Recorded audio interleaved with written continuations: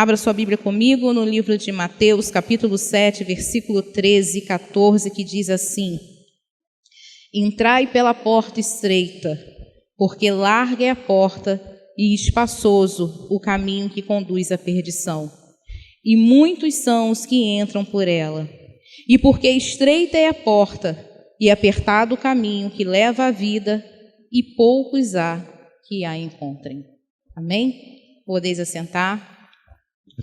Hoje nós vamos refletir sobre uma passagem que muitos de nós conhecemos, muitos de nós já lemos e relemos várias vezes, muitos de nós falamos sobre isso, muitos de nós, pelo menos eu já ouvi muitas pessoas falar assim, cuidado, a porta é estreita, em sentido de brincar, porém nós parece que, não sei, acontece algo na nossa vida que parece que a gente esquece que a porta é estreita e que apertado é o caminho. E hoje nós vamos refletir sobre isso, porque a palavra de Deus diz, examine-se, pois, o homem a si mesmo. Eu não posso examinar a sua vida, nem você pode examinar a minha, mas cada um de nós precisa fazer uma autoavaliação, uma reflexão, se examinar e ver se nós estamos indo na direção certa. Porque às vezes nós estamos dentro da igreja, com muitas tarefas, muitas atividades, executando várias coisas ao mesmo tempo, achando que está tudo bem, achando que está tudo certo, achando que vindo aos cultos, quarta, domingo, sábado, domingo manhã, domingo noite, encontro no lar, está tudo certo, não tem nada errado. E muitas das vezes, ao invés de estarmos indo na direção da porta estreita, estamos andando em passos largos, pelo caminho largo, pela porta larga, e nós não percebemos isso. E é sobre isso que nós vamos refletir nessa noite. Em que direção eu e você temos andado? Em que direção os nossos pés têm caminhado? Em que direção nós temos ido a cada dia? A Bíblia diz que a porta larga, porque larga é a porta e espaçoso o caminho.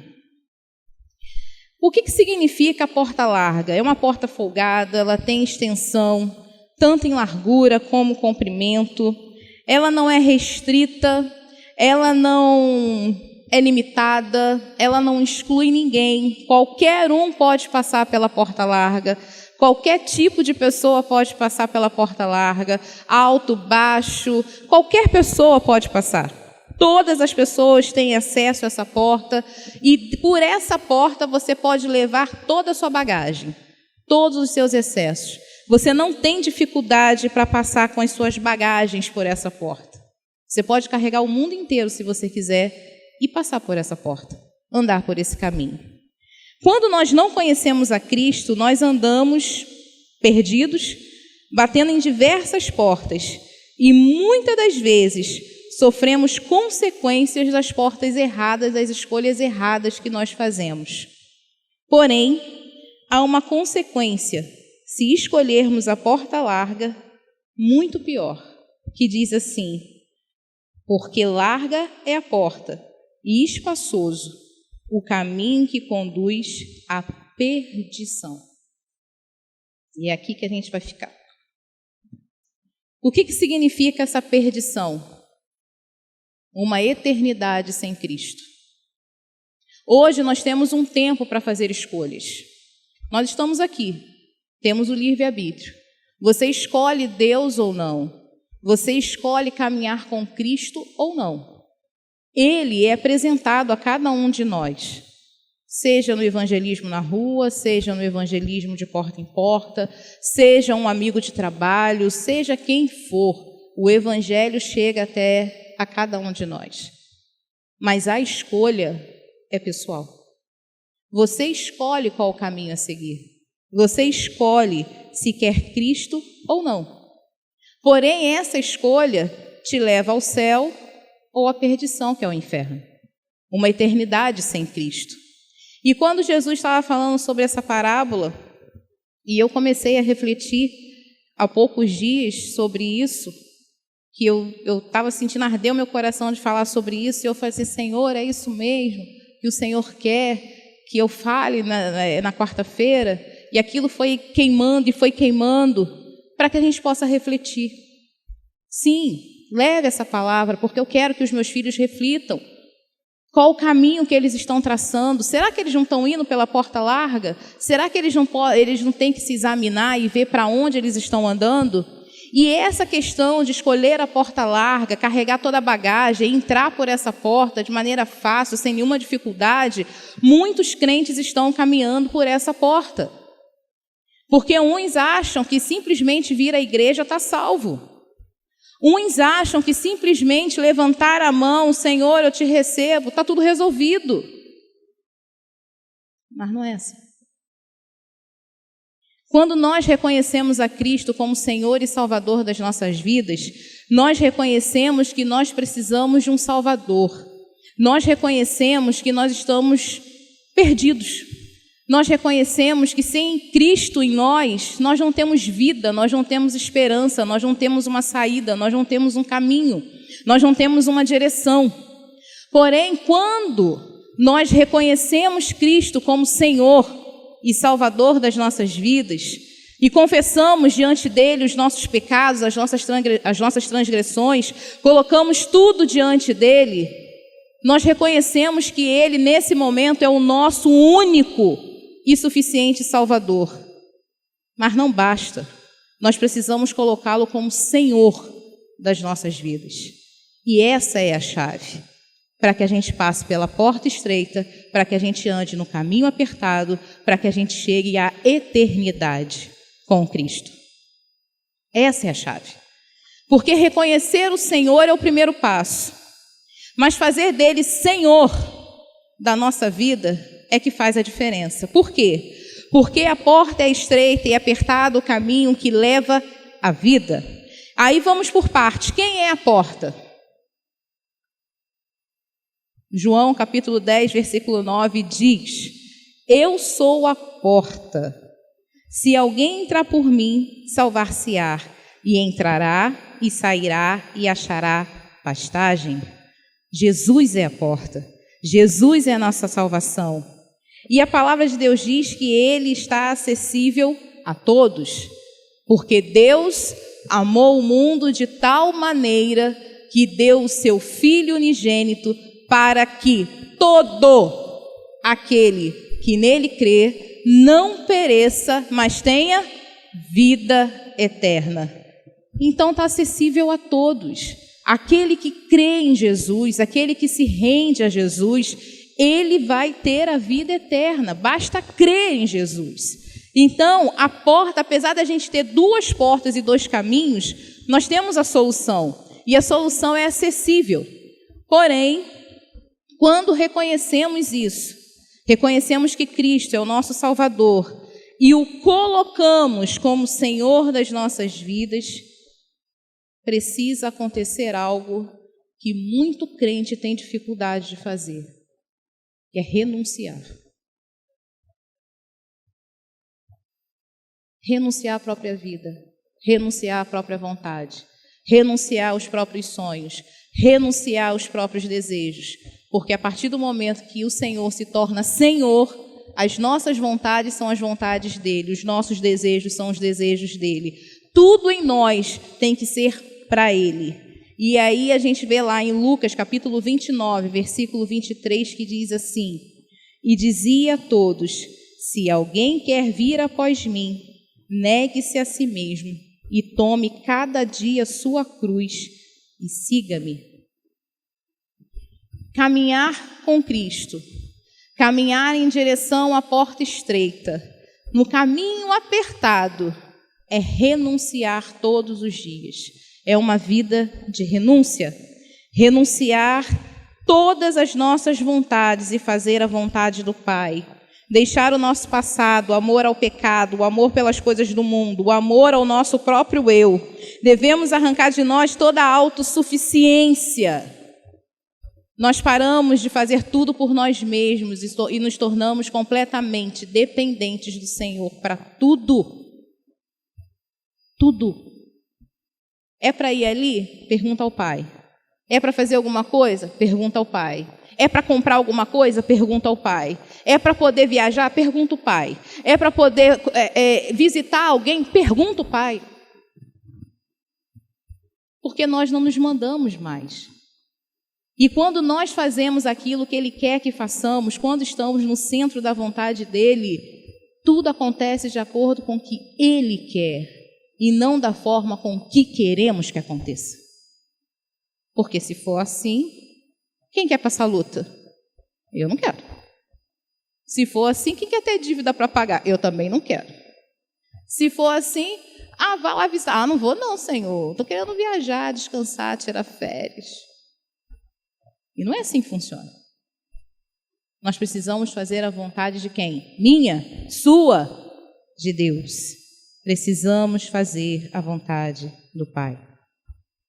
Porém, a porta estreita também nos ensina que é estreito. Dá para ficar carregando bagagem? É estreito. Não dá para ficar carregando um monte de bolsa, um monte de mala. É apertado o caminho. Então, isso significa que nós estamos nessa terra como peregrinos para liberar bagagens, tirar aquilo que não faz parte de uma vida com comunhão com Deus. E isso significa que, se você tem inveja de alguém, você precisa pedir perdão a Deus, se arrepender disso e largar isso. Se você é idólatra, seja lá o que for, porque às vezes quando a gente pensa em idolatria, a gente só pensa em santo. Mas não é. Às vezes tem gente que idolatra pai, mãe, filho, pastor, amigo, vizinho, patrão. Fica de mal com o marido, com o filho, com todo mundo, mesmo com o patrão. Patrão é Deus no céu, patrão na terra. Não é assim que funciona. Isso se chama idolatria. Idolatria é o quê? Pecado. E pecado tem nome feio, né? E às vezes a gente não gosta de falar, mas é pecado. Rancor. É um pecado que ninguém vê. Só Deus vê. Ninguém consegue penetrar no coração de ninguém. Ninguém consegue ler pensamento de ninguém. Está todo mundo olhando para mim, mas eu sei lá o que cada um está pensando. De repente alguém está pensando assim, eu tenho roupa para lavar, eu tenho louça para lavar, eu tenho janta para terminar quando chegar em casa. Essa palavra não é para mim, era para o fulano que não está aqui. Poxa, se essa palavra sair na internet, eu vou mandar para o fulano lá pelo WhatsApp, porque ele está precisando ouvir essa palavra. Mas a gente nunca fala assim, Deus, trata aqui. O negócio aqui dentro está feio. O negócio aqui dentro está sujo. Se o Senhor voltar agora, tem tanta sujeira que eu não vou conseguir ir. E não se esqueça, não tem segunda chamada, não tem segunda chance, é uma vez só. Na hora que a trombeta tocar, é uma única vez. Nós precisamos estar prontos para na hora que ela soar. Ou a nossa senha ser chamada. Então nós precisamos arrancar o rancor de dentro de nós. Nós precisamos ter domínio próprio. Tem pessoas que é uma bênção dentro da igreja, mas dentro de casa, desculpa a expressão, é um inferno na terra. Grita, xinga, mas chega aqui, nossa, que maravilha, é um cordial, é um irmão simpaticão, sabe aquele irmão simpatia? Sorri para todo mundo, abraça todo mundo, ó. Mas só Deus sabe quando ele entra dentro de casa e fecha a porta dele. Às vezes os vizinhos também, né? Porque acaba escutando. Nós precisamos arrancar essas coisas de dentro de nós, irmãos, e definitivamente. Sabe por quê? Jesus está às portas. Ele está, batendo. E às vezes, quando eu me pego ouvindo palavras aqui, ou quando eu começo a escrever, eu falo assim, Senhor, mas quantas vezes a gente vai ter que falar isso? Aí eu começo, Senhor, me corrige, porque é para mim, primeiro é para mim. É sinal que eu estou me enquadrando em quase tudo aqui. Limpa-nos, ó Pai, limpa a tua noiva, limpa a tua igreja, limpa-nos, Senhor. Então vamos parar com esse pensamento que a palavra não é para mim, que a palavra é para o outro, que a palavra é para o marido, que a palavra é para a esposa. Fala, Deus! Fala nessa terra, Senhor! Fala comigo, Senhor! Fala comigo porque o teu servo precisa te ouvir e eu preciso mudar. Fala comigo, Senhor, eu não posso continuar desse jeito. Fala comigo, Senhor, limpa a minha veste porque está preta, está suja. O pastor Alan falou uma coisa aqui na última vez que ele pregou sobre hipocrisia, que eu falei assim, gente, é verdade. O maior hipócrita está dentro da igreja. Infelizmente, é uma realidade suja. Porque na teoria a gente tinha que ser os mais limpinhos. Mas na prática nós somos os mais sujinhos. Por quê? Porque nós colocamos máscaras, capas, fantasias e mostramos ao mundo que é tudo perfeito, é tudo bem. Mas Deus conhece aqui dentro. E Ele sabe que não é tudo bem, que não é tudo perfeito, que não é tudo limpinho. E que nós precisamos mudar. Nós precisamos examinar, irmãos, também a nossa língua. O objeto complicado, né? Um membro complicado. Tiago 3, 5, esse eu não anotei, vai ter que abrir. Tiago, capítulo 3, quem puder, abra, por favor. E, se possível, marque na sua Bíblia. A gente tem óculos e tenta ler sem óculos, é uma luta. Tiago, capítulo 3, versículo 5, que diz assim: assim também a língua é um pequeno membro e gloria-se de grandes coisas. Vede quão grande bosque um pequeno fogo incendeia. A língua também é um fogo, como um mundo de iniquidade. A língua está posta entre os nossos membros e contamina todo o corpo e inflama o curso da natureza e é inflamada pelo inferno. Cuidado com a sua língua. Cuidado. Tem uma musiquinha infantil que fala: cuidado, olhinho que vê, cuidado, mãozinho que pega.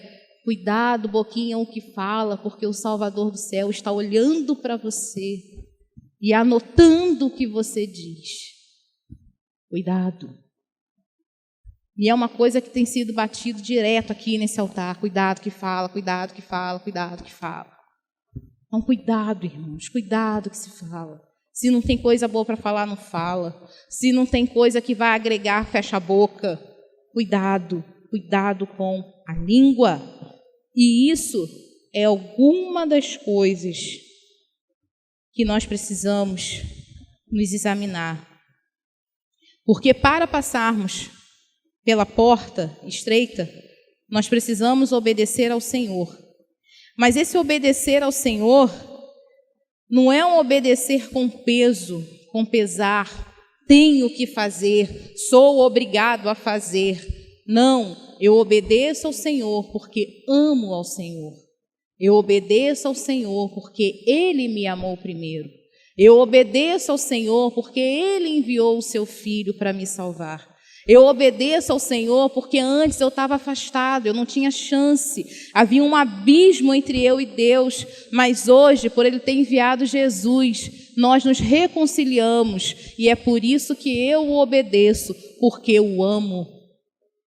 É diferente. Você falar em obediência com amor, você fala de forma leve, você fala de forma suave. E aí você consegue obedecer, porque você ama.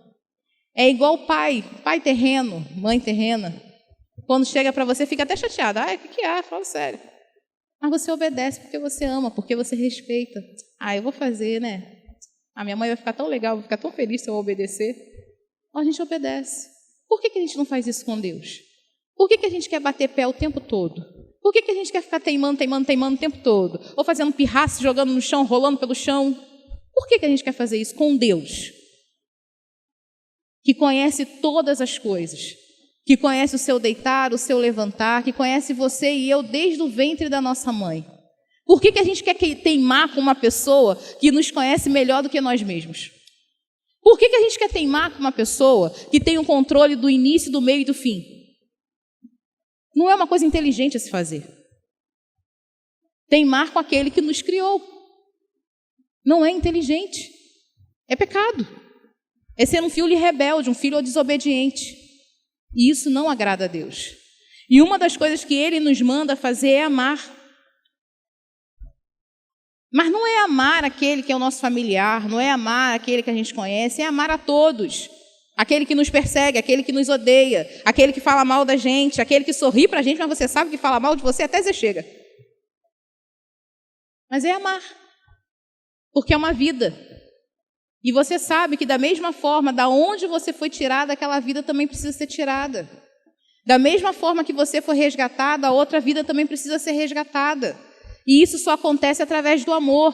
Por quê? Porque quando você ama, você ora. Quando você ama, você prega. Quando você ama, você anda junto. Você come você come 1 quilo de sal, mais 2 quilos de sal, 3 quilos de sal, mas você está ali porque você ama. Porque você quer ver essa pessoa indo para o mesmo lugar que você. Isso é amar. Não é amar aquele que te ama. É amar a todos.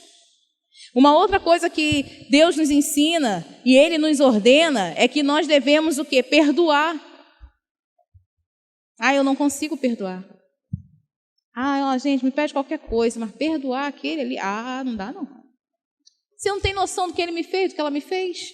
Você sabe o que ela fez comigo? Você sabe o que ela falou de mim? Você sabe os perrengues que eu passei por causa dessa vida? Não sei. E posso ser sincera? Também não quero saber. O que eu quero te dizer é: Deus nos manda perdoar. É uma ordem. Ele não fala, se você puder, perdoe. Se você quiser, perdoe. Quando você quiser, perdoe. Daqui a 1 mês, perdoe. Não, ele fala, perdoe.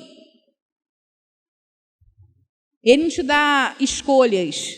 Ele te dá uma ordem. Como filhos obedientes que somos, nós devemos fazer o quê? Obedecer. Uma outra coisa que ele nos manda fazer é vigiar. Você tem vigiado? Vigiado onde você anda?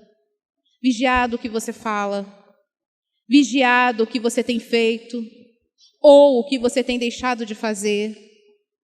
Você tem vigiado? Vigiado os seus pensamentos? Vigiado aonde você tem colocado os seus olhos? Você tem vigiado? Examine-se, pois, o homem a si mesmo. Uma outra coisa, nós não podemos nos conformar com este mundo. Então, nós não devemos mudar os nossos princípios e os nossos posicionamentos para agradar alguém. Se nós somos de Cristo somos. E se Cristo fala é pecado e ponto final. Não tem reticência, não tem ponto e vírgula, não tem 2 pontos. É pecado e ponto. Não, mas como é para o fulano, eu não vou falar não, sabe? Poxa, realmente, isso aí você precisa mudar. Deus perdoa, né? Deus conhece o coração. No tempo certo, do jeito certo. Não vou falar que é pecado. Eu vou pela tangente, vou pelas beiradas. Não, irmão, a gente não tem tempo aí pela tangente, pela beirada, e comendo até chegar no meio. Não tem mais tempo para isso, não. Não desperdice as oportunidades que Deus te der para falar dele. E uma coisa que eu sempre oriento as professoras, e recentemente eu dei essa orientação para a irmã que é responsável em Campo Grande. Eu falei assim, entenda uma coisa, aquela criança pode ser a única vez que ela vai pisar numa igreja. E você pode ser a única oportunidade que ela vai ter de ouvir que Jesus Cristo é o Salvador do mundo. Então você não pode deixar de falar sobre o plano da salvação. Você não pode falar o porquê que Jesus veio. Você não pode falar que ela precisa se arrepender dos seus pecados. Isso é toda a aula. E sabe qual foi a resposta que eu escutei? Eu nunca tinha pensado nisso. E pode ser a única vez que eu vou olhar para aquela criança. Sim, sim. Porque a família pode vir visitar uma única vez e nunca mais voltar. E nunca mais pisar numa igreja. Então, eu e você não podemos desperdiçar nenhuma oportunidade. Então, não dá para dar jeitinho. Pecado é pecado. E o pecado não agrada a Deus, nos afasta de Deus. Ele nos manda pregar o Evangelho. O que é o Evangelho? As boas novas de salvação. Não dá para fantasiar isso. Não dá para florear. A verdade é, pecamos, fomos separados de Deus e isso nos gerou morte. A única forma de termos a vida novamente é reconhecendo Jesus Cristo como Senhor e Salvador da nossa vida. Esse é o caminho. Jesus é o caminho, a verdade e a vida. Ninguém chega a Deus por outro caminho, a não ser por Ele. Todos os caminhos levam a Deus. Sim, um dia todos estarão diante de Deus. Mas o único que leva à salvação é Jesus Cristo. Então nós precisamos pregar isso com toda a verdade, com toda a veemência, com toda a autoridade e ousadia que o Espírito Santo de Deus te der na hora. Mas precisa ser falado. E nós precisamos... Por quê? Porque a porta é estreita e o caminho é apertado. Então a gente não pode mais florear a coisa. A gente precisa ser direto. Porém, muitos de nós acham que por terem reconhecido a Cristo e não fazerem parte de uma lista extensa, mas eu não vou ler por causa da hora, que está lá em 1 Coríntios 6, 9, 10, e tem lá uma lista, né, de pecados que a gente acaba sendo reprovado por eles, né, se a gente cometer idolatria, homicídio e tudo mais. Mas o que a palavra é clara quando diz que aquele que não fez a vontade de Deus não entrará no céu. Abre sua Bíblia, por favor, em Mateus, capítulo 7. Mateus, capítulo 7, versículo 21. Nem todo o que me diz Senhor, Senhor, entrará no reino dos céus, mas aquele que faz a vontade de meu Pai que está nos céus. Muitos me dirão naquele dia: Senhor, Senhor, não profetizamos nós em teu nome, e em teu nome não expulsamos demônios, e em teu nome não fizemos muitas maravilhas? Então lhes direi abertamente: nunca vos conheci, apartai-vos de mim, vós que praticais a iniquidade. Versículo 21. Nem todo o que me diz Senhor, Senhor, entrará no reino dos céus, mas aquele que faz a vontade de meu Pai, que está nos céus. Irmãos, se nós não fizermos a vontade do Senhor, nós não entraremos no céu. E esses versículos me deixam agoniada, porque o que eles estão dizendo aqui? Senhor, nós profetizamos em teu nome, ou seja, a gente está dentro da igreja, nós fazíamos a obra, nós pregávamos, nós expulsávamos demônios, nós fazíamos tudo. E ele responde o quê? E então lhes direi abertamente: nunca vos conheci, apartai-vos de mim, vós que praticais a iniquidade. Queridos, nós precisamos estar no centro da vontade do Senhor. Não há outro lugar para que eu e você estejamos que não seja o centro da vontade de Deus. E como? Como estar no centro da vontade de Deus? Muitas coisas a gente já falou aqui. Como verdadeiramente fazermos a vontade do Senhor? Abra comigo, por favor, o livro de Tiago, capítulo 1, versículo 22, diz assim: E sede cumpridores da palavra, e não somente ouvintes, enganando-vos com falsos discursos. Porque se alguém é ouvinte da palavra e não cumpridor, é semelhante ao varão que contempla ao espelho o seu rosto natural. Porque se contempla a si mesmo, e foi-se e logo se esqueceu de como era. Aquele, porém, que atenta bem para a lei perfeita da liberdade e nisso persevera, não sendo ouvinte e esquecido, mas fazedor da obra, este tal será bem-aventurado no seu feito. Pratique a palavra do Senhor. Não basta virmos ao culto, não basta sentarmos todos os cultos e ouvirmos a palavra, e ouvirmos a pregação, e ouvirmos culto após culto, pastores, evangelistas, subirem nesse altar e pregarem o evangelho, e sairmos por aquelas portas e nada mudar. Não adianta nada, irmãos. Estamos sendo apenas ouvintes e não praticantes da palavra do Senhor. E nós precisamos obedecer, porque aquele que não está no centro da vontade de Deus é desobediente, não faz a vontade do Pai, porque não dá ouvido àquilo que o Pai manda. Se estamos no centro da vontade de Deus, fazendo a vontade do Pai, nós vamos ser felizes, porque chegará naquele grande dia, nós seremos recebidos pelo Senhor. Nós precisamos fazer a nossa parte, não é com varinha mágica. Deus conhece meu coração, tudo vai dar certo. Sai dessa ilusão, sai desse mundo de faz de conta. Há uma renúncia, você tem que renunciar, há um preço a pagar. Carregue a sua própria cruz a cada dia.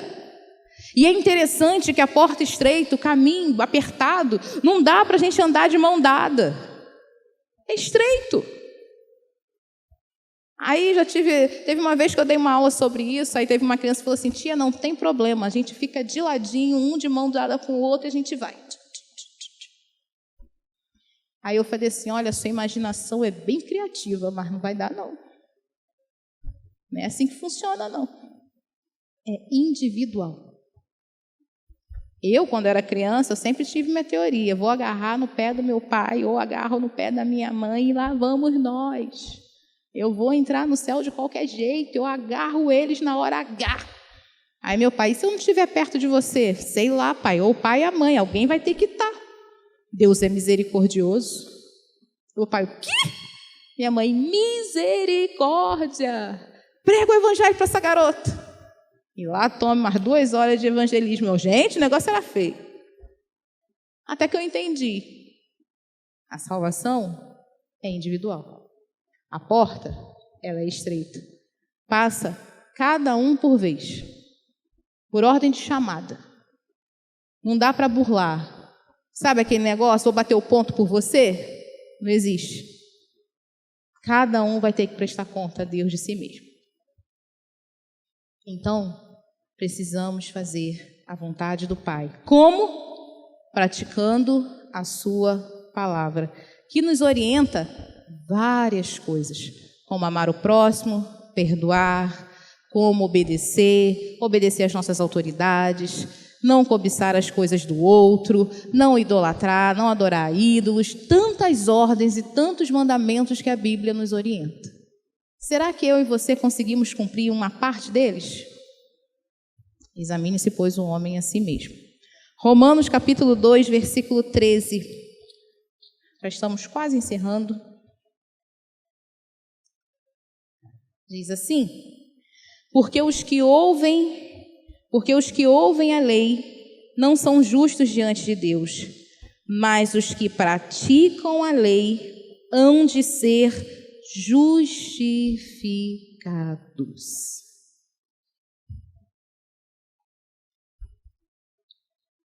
Há uma diferença de quem ouve E há uma diferença de quem pratica. Aonde você está? Aquele que ouve a palavra de Deus e não pratica, ou aquele que ouve a palavra de Deus e quando você bota o pé para fora, já chega em casa, Deus, vou lá, vou orar, vou ver o que está de errado, o que eu tenho que mudar, o que eu preciso fazer. Devemos praticar, irmãos, a palavra de Deus. Portanto, a questão aqui é, por qual caminho você quer andar? Por qual porta você quer entrar? É uma resposta que só você pode dar. Qual o caminho que você quer andar? Um caminho de renúncia? Um caminho de entrega? Um caminho de negar a si mesmo e carregar a sua própria cruz? Ou um caminho de facilidade, um caminho que você não tem que prestar conta de nada a ninguém? Um caminho que você é autossuficiente, você resolve as coisas por si só? Por qual porta você quer entrar? A porta larga, que você pode carregar o mundo inteiro, com todos os seus erros, pecados, mazelas, tudo que você tem junto com você, você carrega e vai? Ou você quer entrar pela porta estreita?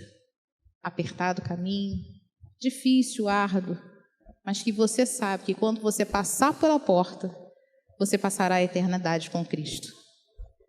Voltamos lá, Mateus capítulo 7, versículo 13, 14 diz: Entrai pela porta estreita, porque larga é a porta e espaçoso o caminho que conduz à perdição, e muitos são os que entram por ela. E porque estreita é a porta e apertado o caminho que leva à vida, e poucos há que a encontrem. Que eu e você sejamos esses poucos que encontram a porta estreita. Amém? Se coloque de pé, vamos orar. Senhor Deus e Pai, muito obrigado a Deus por essa palavra, obrigada por essa noite. Pai, que o Senhor venha nos ajudar a nos autoavaliarmos nessa noite, a nos examinarmos, ó Pai, o nosso interior, o nosso coração. Senhor, que nós não venhamos a nos enganar, mas que o Senhor venha nos conduzir ao arrependimento, que o Senhor venha nos conduzir, Senhor, ao acerto. Senhor amado, ajuda cada um de nós a encontrarmos os nossos erros. Ajuda-nos, ó Pai, a reconhecermos que somos falhos, que não somos fortes o tempo todo. Ajuda-nos, ó Pai, a darmos nome aos nossos pecados, ó Deus. E ajuda-nos, Senhor, a arrancá-los de dentro de nós, arrancá-los das nossas vidas, ó Pai. Eu te peço, Espírito Santo, que aquilo que eu não consegui expressar em palavras, que o Senhor possa ministrar em cada mente, que o Senhor possa ministrar em cada coração, que o Senhor possa, Pai, ir de encontro a cada necessidade. O Senhor conhece o deitar, o levantar, o Senhor conhece a história de vida de cada um. Tu conheces, ó Pai, as bagagens que cada um carrega. Senhor amado, que nessa noite, que a partir de hoje, essas bagagens, Senhor, que não fazem parte de uma vida de intimidade, de comunhão contigo, sejam colocadas diante do teu altar e esquecidas, ó Deus. Ajuda-nos, Senhor amado, a colocarmos diante de ti e esquecer. Ajuda, Senhor amado, os meus irmãos a perdoar aqueles que têm dificuldade. Ajuda, Senhor amado, os meus irmãos, aqueles que guardam rancor, a arrancar esses rancores de dentro do coração. Que as feridas, ó Pai, possam cicatrizar, ó Deus, possam ser curadas definitivamente, Senhor. Que essas feridas não venham sangrar mais, que essas feridas não venham doer mais, mas que eles possam ser curados, ó Pai, por Ti, Senhor. Senhor amado, ajuda-nos, ó Pai, a blindarmos a nossa língua e falarmos somente aquilo que agrada o Teu coração. Ajuda-nos, ó Pai, a blindarmos os nossos ouvidos, a blindarmos a nossa mente, a blindarmos os nossos olhos, ó Pai, para que possamos, ó Deus, andar de acordo com a Tua vontade, andar de acordo com o Teu querer. Ajuda-nos, ó Deus, a praticarmos a Tua palavra com singeleza, com sinceridade, com humildade, Senhor. Senhor amado, ajuda-nos, Senhor, porque de nós mesmos nós não conseguimos, ó Pai. Nós precisamos de Ti, Senhor. Nós precisamos do Teu agir. Nós precisamos da Tua ajuda. E, Senhor amado, nós cremos que o Senhor está conosco, que o Senhor anda conosco. Senhor amado, se algum irmão tem dificuldade de acreditar nisso, que a fé do meu irmão venha a ser aumentada nessa noite, e que ele creia que o Senhor está com ele em meio às dificuldades, ó Pai. Senhor amado, que ele consiga, Senhor, nessa noite se livrar desse pecado de estimação, ó Deus. Senhor amado, ajuda, Senhor, em nome de Jesus. Ajuda, Pai. Senhor amado, ajuda, Senhor. Eu te clamo nessa hora. Ajuda, Espírito Santo. Tu conheces o teu filho, tu conheces a tua filha, Senhor. Ajuda, aumenta a fé, aumenta a ousadia, a autoridade, a esperança vinda de Ti, ó Pai. Senhor amado, nós precisamos viver mais de Ti. Nós precisamos, Senhor amado, ser cheios da Tua presença. Mas nós só conseguiremos ser cheios da Tua presença se largarmos essas bagagens, ó Pai. Nós só seremos cheios de Ti, Senhor, se estivermos limpos, ó Pai. Por isso, ajuda-nos, Senhor, a renunciar. Ajuda-nos, ó Pai, a renunciarmos às nossas vontades. Ajuda-nos, Espírito Santo, a fazermos apenas o Teu querer. Ajuda-nos, Senhor, porque nós precisamos de Ti. Mais uma vez eu te peço, Senhor, visita cada coração e ajuda os meus irmãos a se examinarem e a reconhecerem que precisa de Ti, Senhor. Ajuda-me, Senhor, a reconhecer as minhas fraquezas e ser completamente dependente de Ti. Ajuda-nos, ó Pai, e que o Senhor possa, Pai, ministrar a cada coração naquilo que cada um precisa fazer. É o que nós te pedimos, ó Pai, nessa noite, em nome de Jesus. Amém, Senhor.